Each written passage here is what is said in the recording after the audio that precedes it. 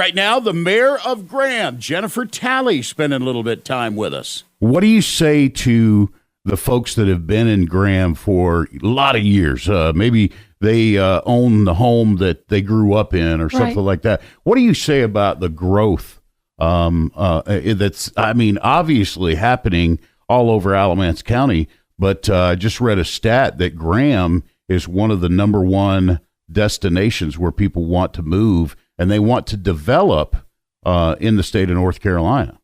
Yes, we were also ranked the number one state for entrepreneur businesses to start a new business.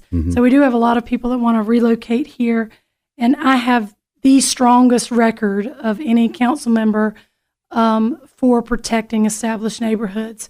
I mean, I vote and I hold these developers accountable. Even when I don't win if I'm outvoted, I'm still asking developers to do more, asking for the residents to be able to get more. If you promise something and you're a developer and you promise something in a city council meeting, I can assure you that I'm going to try to hold you accountable to that. We hold bonds to try to ensure that developers do what they say they're going to do, and that it's not just talk. And when a developer comes in, I work with them to try to build what we've said as a community in our comprehensive plan that we want, which is primarily single-family homes, not all this multifamily. We certainly want a mixed use because there's obviously people that have different needs. Some people don't want to mow their yard. Some people want to be on a single level home. We do try to provide lots of different housing options for people, but we want to protect established neighborhoods. And one thing in our growth management plan that I really kind of harp on when I talk to developers is, if you're going to come here and you're going to develop land, is it harmonious with the neighborhoods around it? And if it's not, you're probably not going to get my endorsement.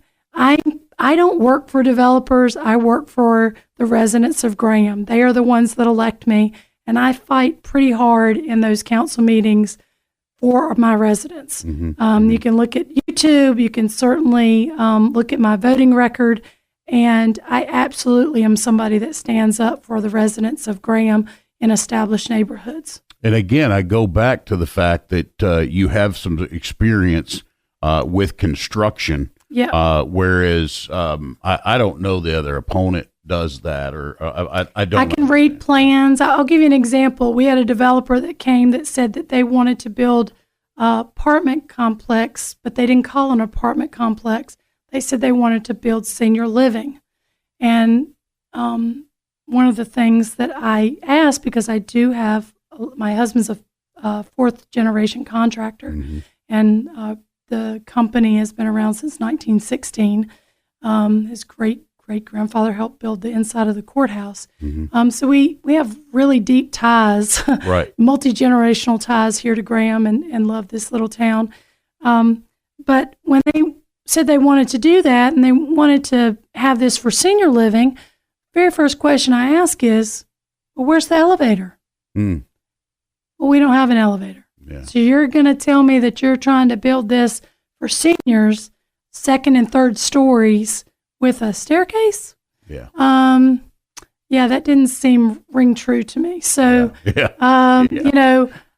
being able to kind of read between the lines and understand that your sidewalks need to be in a certain location when it's against the curb, understanding the depth of a driveway, not just saying, oh, well, they'll all have driveways, but if you can't fit 2 car lengths before your garage, and then you put houses too close together and you have setbacks too close, and then people are using their garage because they can't get a storage unit behind their home, these are all things that affect a community, and density is really, really important. And I will say that's probably the number one concern that I hear from residents, is that homes are too close together.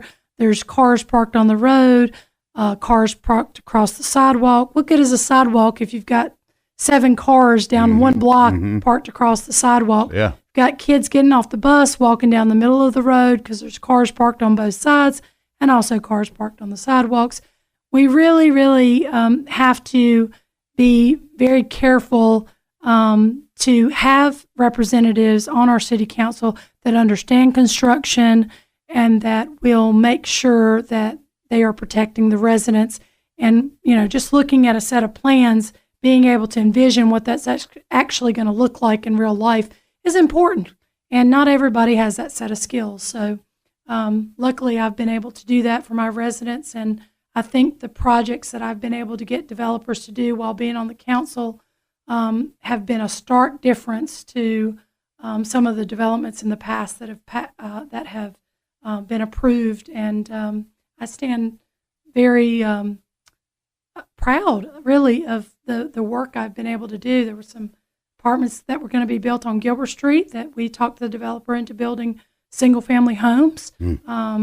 We've talked developers into just recently from duplexes, multiple number of duplexes into single-family homes, which was more harmonious with the neighborhood. And we really do fight for residents. So we hope that they will recognize that and recognize that they have somebody that's on the council that's working for them. And I appreciate their confidence.